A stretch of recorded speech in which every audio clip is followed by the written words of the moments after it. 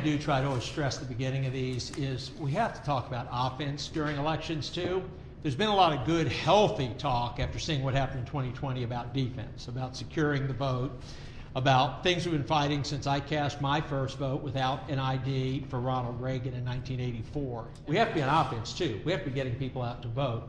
One of my board members, Matt Brainerd, who actually I connected with the Giuliani folks, and he toured the country to the state legislatures after the election. But he has a map he puts up of the 520,000 conservatives who didn't vote in 2022. He has names, addresses. These are people we know are conservatives. And what Matt says is, look, I presented these votes that were illegal to the state legislature. What I'm telling you is that number is much smaller than the 520,000 that we didn't get out. So we have to do that part too. So now, if anyone's going to debate me, they're probably like the Chicago Bears fans who don't believe in offense. But in general, you need to do both to win. But a little bit of the history leading up to this. You always ask, well, who's behind different groups who want different things?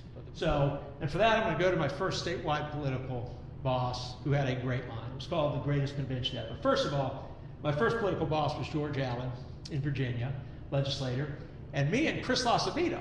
He was both of our first candidate. Chris and I still have a running joke that he would be nothing now without me, because I had actually turned down a job to take another campaign to let Chris get in with George Allen. Well, if you want to watch news closely, Chris LaCivita has been running Trump's campaign for a year, a dear friend, and Trump just put him in charge of RNC. So he's now controlling the $1 billion in RNC. So just, that was the old history of going through Virginia politics. The second boss, though, was Ollie North, statewide. Anyone who went through Ollie North went through Donald Trump in 1994. I mean, 47% favorable, 49% unfavorable. Everyone had an opinion. Charismatic, people turned out for us. I got the reputation as the greatest crowd builder in the world because it took one call to get 200 people to show up the next morning for Ollie North. I mean, it was no work at all. I worked hard. But Ollie laid out a great line. It was called, at a convention. We nominated by convention back then, not by primary, in Virginia. He had this great speech.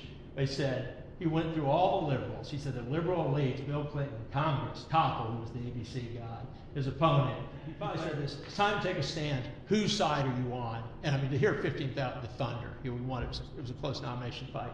So that was the whose side are you on. Watch that. We have a video up now for Wisconsin. 21 seconds geared toward registering 21 million Christian voters. And got some experience in that I'll go to. But please look at this site. We have things that are very friendly for pastors. We've got to change that 52% number. I'm just not going to win races if church-going evangelicals are not voting. You can do everything else. You're not going to win a lot of races without that. And the great thing we found is when nationally we registered a Christian who has not been registered to vote first, over 80% of the time they do vote in the next election. And that isn't always true at voter drives. Some of the people do voter drives in parks and different things. There's actually a very low turnout because the person kind of got talked into it, whatever. But 80% of Christians who register then vote in the next election. So we need to keep a focus there. We will nationally have 10,000 canvassers hitting 10 million doors. A lot of this is going to be in Wisconsin for the first time. We also reaching out to local minority radio. They can actually be very friendly. The nationals are completely in the tank, but the locals often aren't. So we need some communication there. I want to give an example of what we hand out with Wisconsin Faith Freedom. This was the comparison piece for Ron Johnson last year. Now I want you to notice something. We're a 501c3, Wisconsin Faith and Freedom. Okay? That means we stay compliant with election laws. We can't, there's nothing on here that says vote for Ron Johnson. If you read through and say, I really do like abortion on demand, I want guys tackling my daughter in a football game, I hate school children, you can vote for the liberal. It doesn't say vote for Ron Johnson. Now, yes, we know most people getting this in a conservative church, it's going to be more likely, obviously, to vote for Ron Johnson. This is what we'll be ramping up, the same kind of comparison as Paul. So and the nice thing about this is I've done these since Bush 2000 with some of the same leadership. Ralph Reed and others got it going. This is compliant. A pastor can even have this in their church. Not saying every pastor will be comfortable, but we at least have legal precedent to show them, hey, this you can put in your church. Now, some will just put voter registration forms, and that's fine too, but you got to get people registered and turn them out. To give you a feel on the old history on this, we really started this idea in Bush 2000. I did national faith-based turnout for him in 16 states. Wisconsin was one of them. And we collected 14 million names then. We got them through church directories back then. And we didn't go to the pastor. We got the church directory. we had 14 million names, addresses, phone numbers typed into a computer.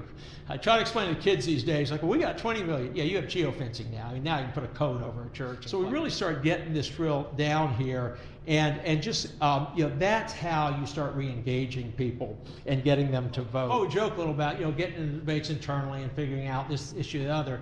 I mean, we've got clear issues we've got to keep the debate on. They turn people out. What you never want to do is give in to what I call the mushy middle. I mean, you don't want to say, hey, let's kind of run like we're Democrats to try to beat Democrats. Well, at that point, who cares if you win? I mean, if you're going to take some of the positions I have in blue there, then if you're going to say, hey, you can maybe get popular saying certain things, and who cares? Then when you're governor, you can't do anything. Now, where some people might disagree is there are times when I think there's a necessity for some compromise to still achieve your ultimate goal. And the one that came up a couple years ago was obvious. We finally had the Dodds decision. I've been taken to protest Planned Parenthood from the time I was, I guess, 8. I mean, right after Roe came out, me and my 8 younger siblings as they came along. So that was always the fight. But I did always warn people, say, guys, the day we get Roe thrown out, you may have to give some candidates a little leeway, making a rape and incest exception. I know those are fighting words for some, but, and my point is, and I understand, my friends like Chucky Winter say you can't do that, then you're saying those babies don't count. So I understand that completely, no judgment. But there's just places you can't win with the complete, and my point is, you aren't going to have facilities churning people in to get abortions if 99% of them are illegal. So it's not a 1% acceptable to me, but I think it's the difference sometimes in winning an election versus having someone there who's waking up and going to bed thinking of how they keep abortion on demand. So let's talk about the issues we want to be talking about. I mean, anytime we control the conversation, it's protecting women's sports. These are 75% issues. Our people know how important they are. The left has lost these people. They thought somehow that putting a 6'4" swimmer up as their poster person, beating a 5'9" swimmer who will be later, well, she's 5'11", was somehow going to win people over. I mean, they've lost that issue. Talking about the border in terms of drugs and fentanyl and human trafficking, I mean, make it human. We already win on the issue, but bring it home. I mean, this is your community. These used to just be border state issues. We're only talking about that support for Israel.